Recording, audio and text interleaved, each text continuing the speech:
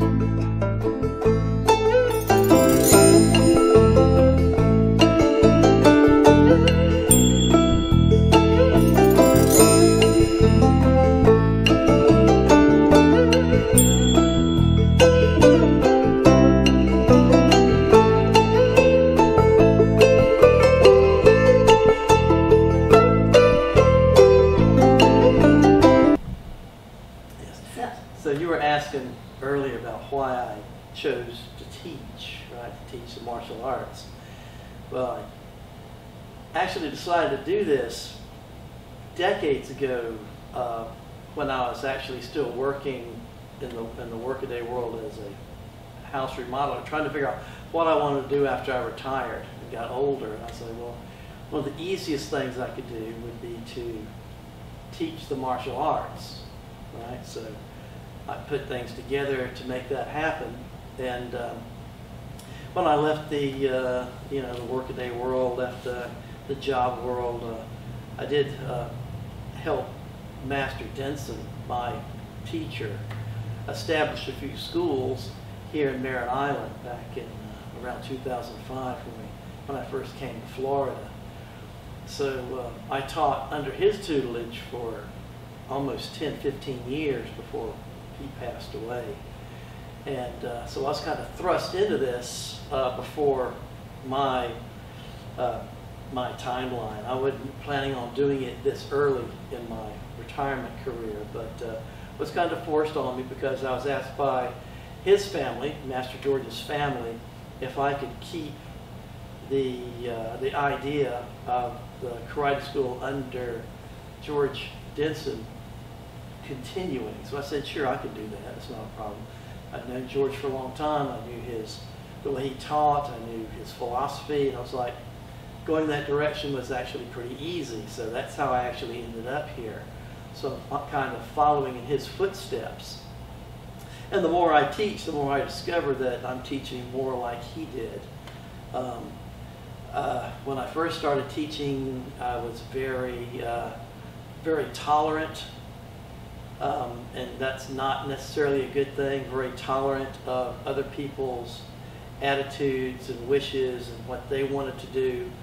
And to a degree, you need to do that depending on your students' physical development, whether they had broken bones or torn shoulders and stuff like that, because people have that all the time. People have injuries and they still want to be active, and they might have a blown out ACL from skiing, but they still want to be active. So they come in and say, we got to do the martial arts, so I've got a torn ACL, my shoulder's out, I've got arthritis in my feet, got arthritis in my fingers, can I still do this stuff? And it's like, sure, yeah, it's not a problem. It's actually very easy to continue with the martial arts regardless of your injuries, and we will take your injuries into consideration. a lot of the times the motions you go through in the martial arts actually are good for you. They have a health aspect. They bring you back to good health. If you have arthritis, they can help alleviate the pain of the arthritis. As long as you don't aggravate, do anything foolish like, extreme jumping and stuff like that, extreme kicking. If you've got old injuries like torn ACL or a bad rotator cuff, as long as you don't try to do extreme things that are beyond your ability, you can actually improve your health in that aspect.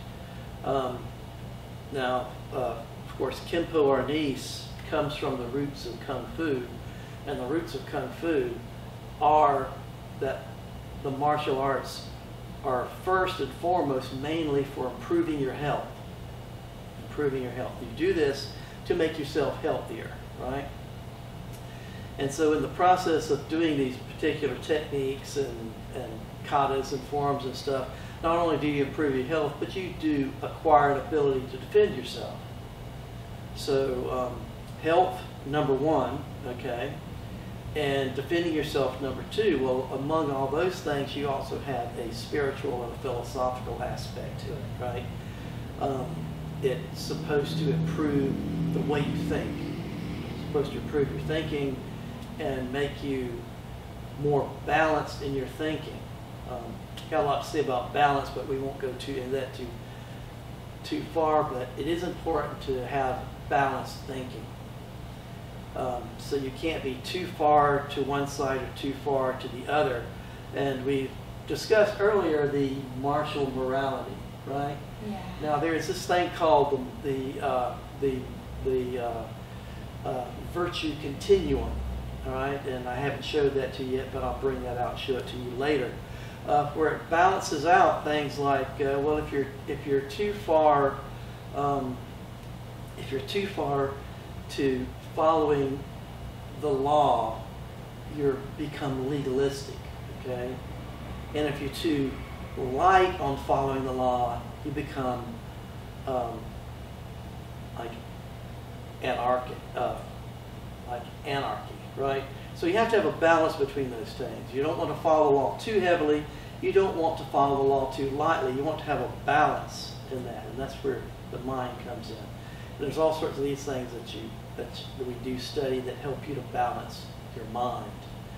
So that's part of the philosophical aspect of that. I encourage people to shy away from the aspect of quitting.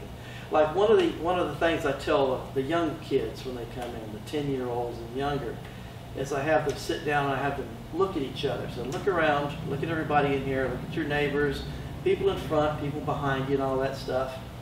And what you're going to find out is 6 months from now, half of these people will be gone. They'll quit, because that's the way it is. That's what happens. They'll quit. Sometimes it's not their choice because they're children. They don't always have a choice. They don't have a full choice of how they run their life. So other aspects of living may force them to quit. But the statistic is still there. Half of them in 6 months will be gone. Right? The ones that remain are the ones that will learn more and have a more ability to achieve a black belt, to finish the program, right? To finish the program. Finishing is important, right? If you start something, you need to be able to finish it. Unless you take on a task that is just too monumental for you, you don't have the education, you don't have the skill sets to accomplish that task, then finishing that particular goal in your life might become impossible. You might have to step back and set new goals to be able to get there. But one of the main goals you have to set is to be consistent in attendance. You have to keep coming. You have to keep learning. You can't allow yourself to fall out of step with it, because once you start quitting, it becomes a slippery slope, which encourages you to quit more things. Yes. Yeah, so you don't want to go there if at all possible. Yeah, that's very important for the life. Right. Never, winners never quit, just like you, like here. Yeah, it is the theme on the wall there. I do have it up there. Winners never quit. Yeah, because if you're running a race, you can't win the race if you quit. Yeah, sure. I mean, you might fall down in the middle of the race and break an ankle or something like that, or skin your knee, and maybe you'll get back up and try to run again. You might not win, and you might not be able to participate if you really injured yourself bad. You might have to quit, so you're forced to quit. You're not always in control of that. But to just quit because your body says, I'm tired, I want to give up, that's not a good thing. Because we're supposed to be, our body is not us, right? We are not, our bodies belong to us, but they are not us. They are a portion of us. True words. Yes. What is not us? It's not us. Yeah, it's not us. Our body is a part of us. We are more than just our body. Our body, you need to think about your body as it's like a car and a house and any other type of machinery. You command them to do Yes. this So fully. you have to tell your body what it needs to do. Because your body will also talk back to you. Your body has a voice, and it'll tell you, I don't want to do that. Let's do something else. This is too hard. I don't want to do this. It'll tell you when you're hungry. I'm hungry. We need to eat something, right? So, you go to the restaurant, you eat something because your body's telling you you're hungry, right? Your brain doesn't tell you you're hungry.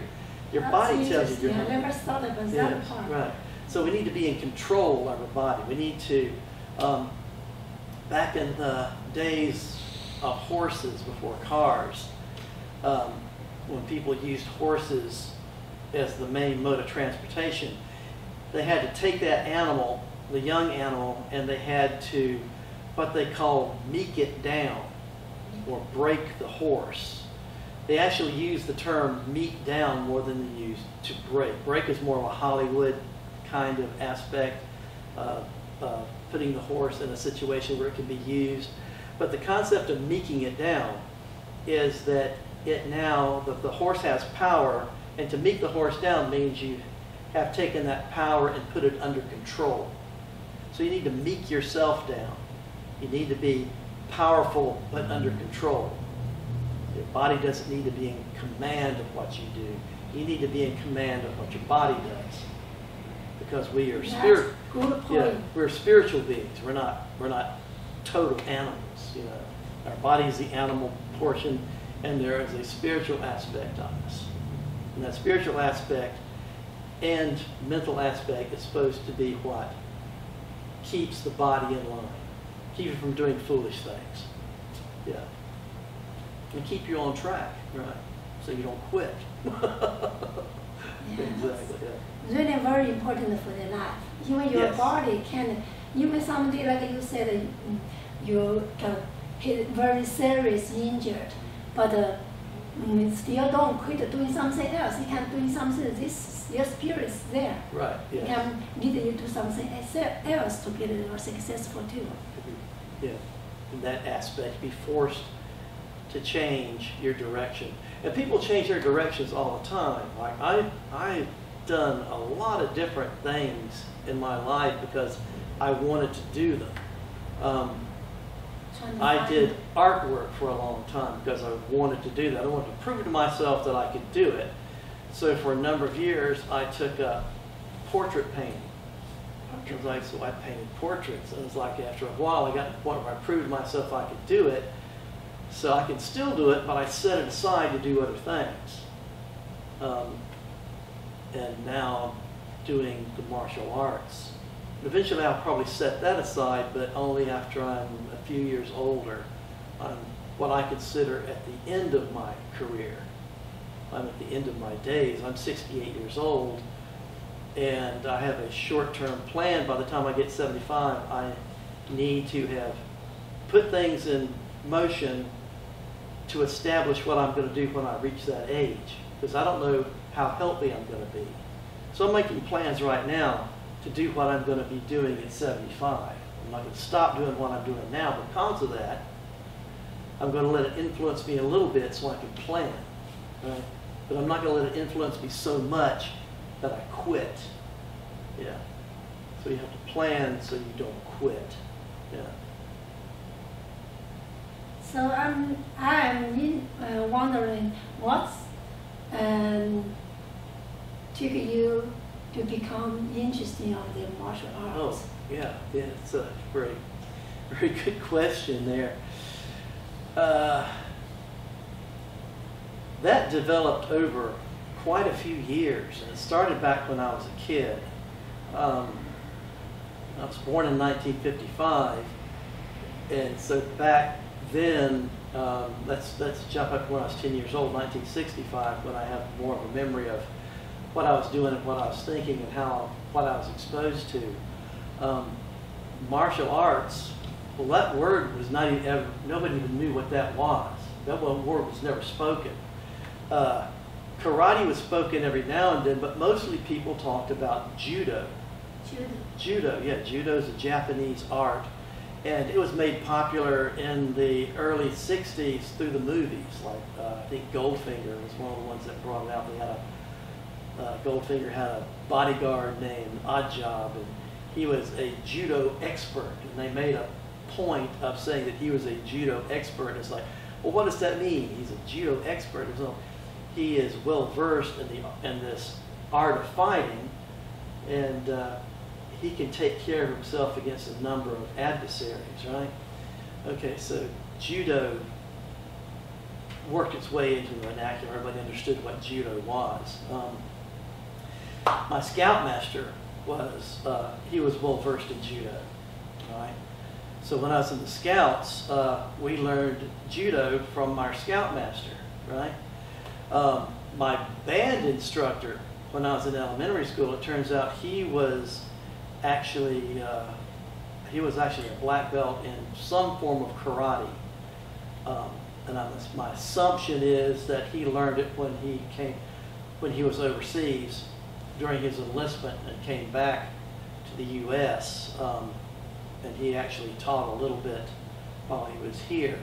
But slowly over the years, from like 1965 to about 1968, judo and karate and those kinds of things started becoming more prevalent in the minds of the average American. Well, everybody knew what karate was by the time 1968. You know, everybody knew what karate was, where it was from, and kind of what it was all about. But it was a generic term, and it meant anything martial arts related that came from Asia. I mean, it was like considered everything, which is not really what it is. It's a whole story in itself. Maybe we'll visit that some other time. But when I discovered Kung Fu, that was from television. There was an old TV show back in I think the mid to late 70s. It was called Kung Fu. And it was like, what is Kung Fu? Never heard of such a thing. Never heard of this. What is it? Yes, and it was about this Shaolin monk who got in trouble in China and sought sanctuary in the United States, in the U.S., in the western United States, and about his adventures of being chased by, agents of the emperor and all that stuff because he was in trouble, and the adventures he got into, right? Well, so that's why I understood. Well, that's Kung Fu. Kung Fu is Chinese martial arts, and at the time I was like, well, what is Kung Fu? Well, Kung Fu is Chinese karate. Well, no, it's not. That's the whole. Karate is Japanese, Kung Fu is Chinese, and it took years for me to understand that there was a difference between all these different arts, and different countries had their own flavor of martial arts, and they had their own names for it, and that didn't come around till, in the thinking of most Westerners in America until like the late 80s and early 90s.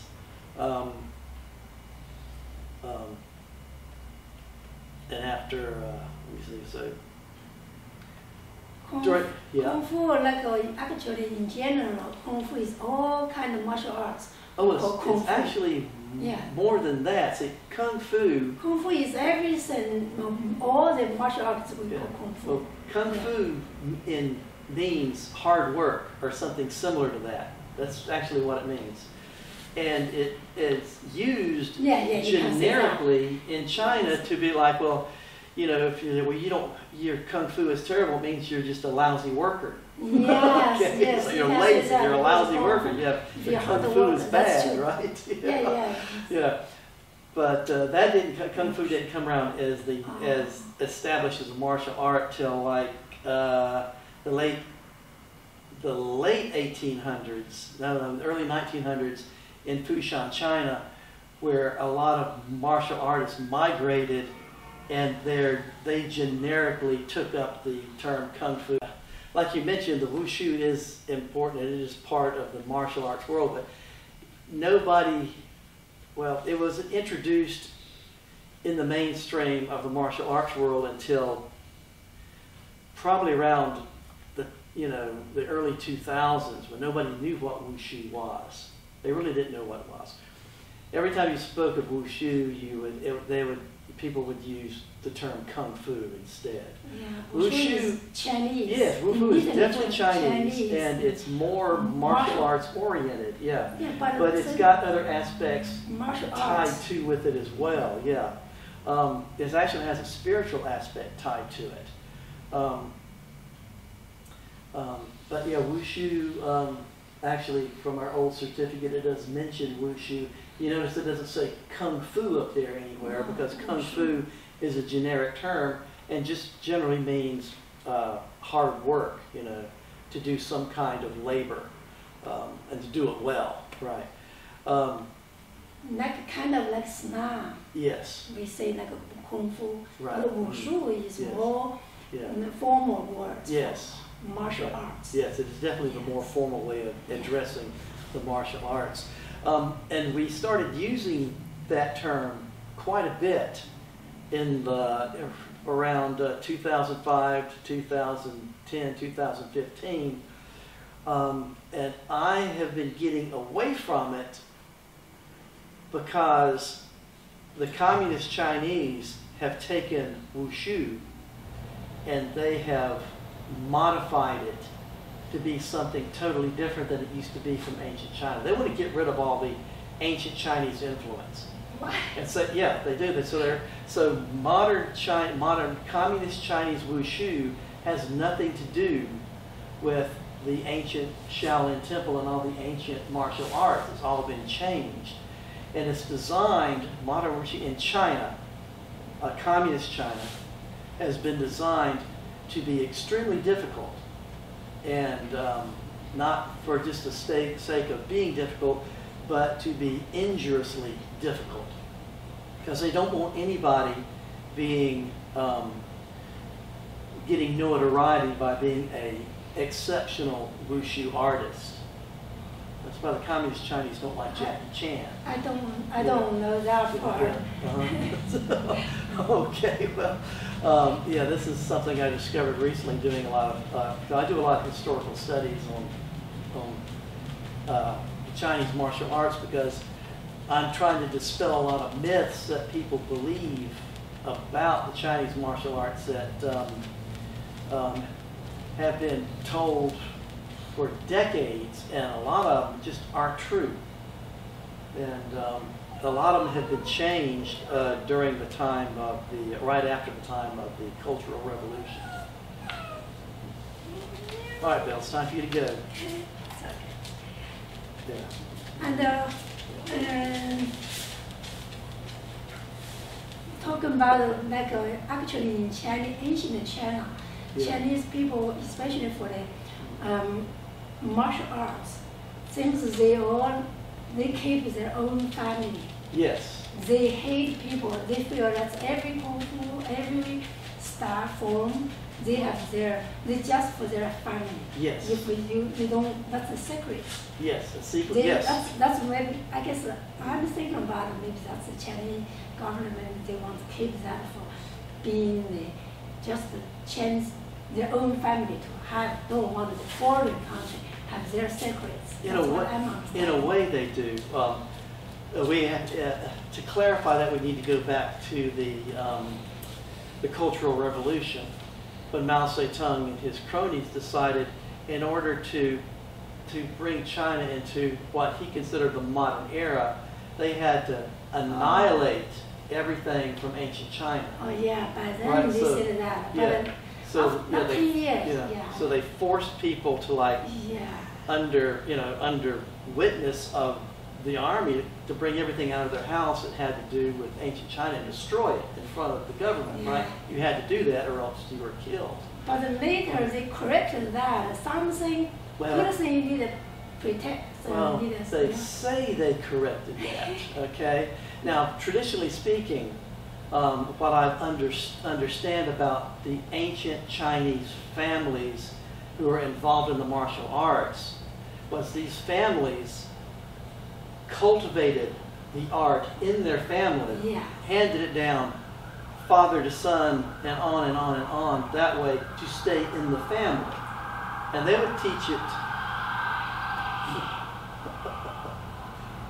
for the older Chinese families who established their own styles and handed it down from father to son and on through the generations, is that in order to be legitimate, in order for this to be a legitimate Chinese system, I need to be able to point back to people through China all the way back, because this system is supposed to have originated from the Shaolin Temple. So I need to point back to that. I need to go, these people and these people and these people were responsible for developing this system, and we follow this line of teaching because these people were our teachers, and we can point to them all the way back from generation to generation. Oh, so you mean Yeah. your older generation of this Kung Fu style is from Shaolin Temple? Yes. Oh, now Yes. I know what we call Shaolin Kung Fu, Yes. Kung Fu. Now, I'm getting ready to go to a symposium in the middle of this month, and they have done a lot more historical research into the lineage, and so I should be able to come back with some more definitive points and people's names who can take us back past the Cultural Revolution. Because what happened during the Cultural, we can actually trace our lineage all the way back to post-communist China, when the teachers that taught our teachers left communist China, moved to Taiwan. We actually have that. That's in our lineage. We can point to these people and go, yes, these people taught our teachers, right? When we get to the point of the Cultural Revolution, Mao Zedong and they killed these people.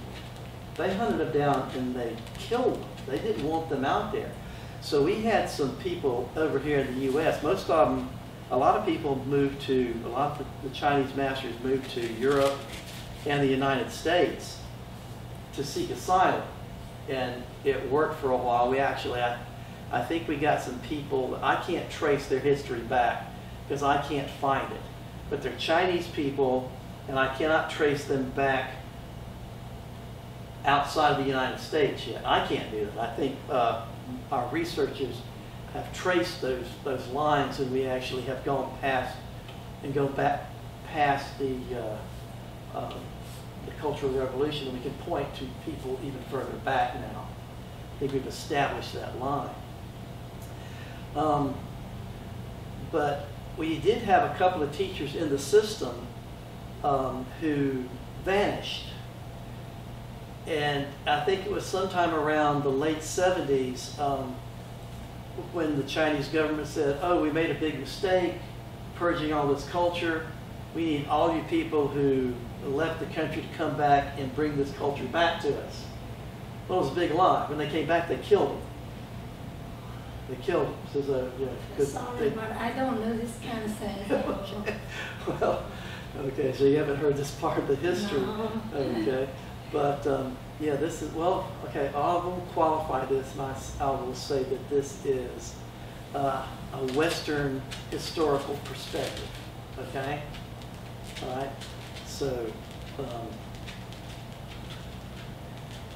because you never heard of it doesn't mean it didn't happen, but it also doesn't mean maybe it's not true, okay? All right? All right, so we have to look at it in both directions, you know. Was it true or was it not true? We don't know yet because we can't get past that block of time. When we get past that block of time, all this stuff will become clearer, yeah. But, yeah, so the history is kind of hazy at certain points, yeah. But the whole idea is to be able to point back as far back as we can and have those links established. That yes, our teachings did come from the Shaolin Temple. Yeah. Yeah, we have in China actually when we growing up, we have a lot of some of our Shaolin Temple, the Kung Fu. We watch a lot of shows about that too, because all monks they work very hard. Yes. You know, when we are like a teenager, oh, since whole country they want to go to Shaolin Temple to learn Kung Fu. Yes. Teenagers, I even have that kind of memory. It's very popular. Yeah, it's very popular today. I've known people who want to go there and not, learn. Yes. Seems like maybe at least 80s, Mm-hmm. yeah, 1980s. Yeah. Not in China, but Well, it's still going on today. It's still very popular today. I had students that I taught who were planning to go there to learn, and they had something interfere with their plans, so they didn't make it there. But yeah, so it is still possible to go there. I mean, it's a big deal. You can go to the Shaolin Temple and be taught by those people. Yeah. Yes, in the yeah. temple, you can't do that. Yeah, you can do that today. Yeah. you mean today from here? I Yes, heard before. yes. Yes, they come. Yeah, it's still been going on. It was going. Well, you said it was the time you were a teenager. You Yeah, heard about it going on. Well, it's still been going on since then. Yeah, that hasn't ceased. Yeah, that is. I just recognize the other thing from the Shaolin Temple. You always use that Right. stick. Yeah. Yes. Yes. Take your hand. You're going to dive down slightly, as if you're going to do this technique. But that's not the technique we're going to do. But you use this dive down aspect to put yourself into upward, outward lay. All right. So you're going to dive down, big circle, and lay the hand. And that's all you're going to do right now. Got it? You can come right back where it was. See? Over. And there it is. Now Chuck's going to do it. I'm going to grab his hand. All right? And he's going to... I'm not going to risk this. I'm not going to push out. Right. I'm just going to go like that. And Here. go into the lay. Now, as you go into this lay, concentrate on your opponent's fingers. Just look at them, look at them, look at them. So if Chuck grabs me, right, around, lay, look at these fingers. And this is the next step. You have to know who these fingers are. Okay? Everybody good? Make it happen. Okay? This is the easy part. Okay? We'll do that. Turn it into an X-ray. Okay? And that's All right. Cross hand, yeah. All right. Now make it a big, yeah. Big, large circle.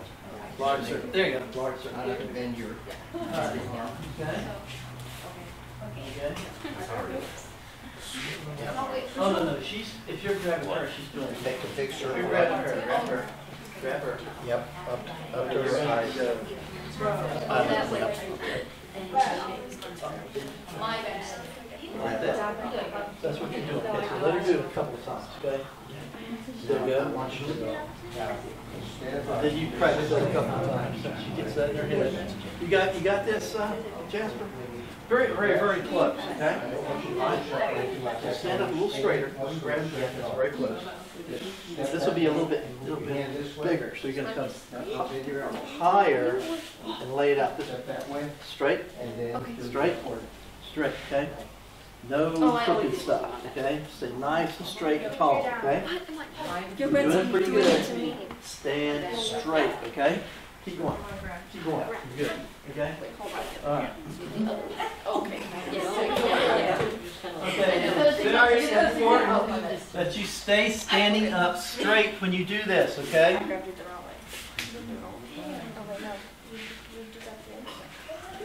All right, I think everybody's got this. Let's add the second move to this, okay?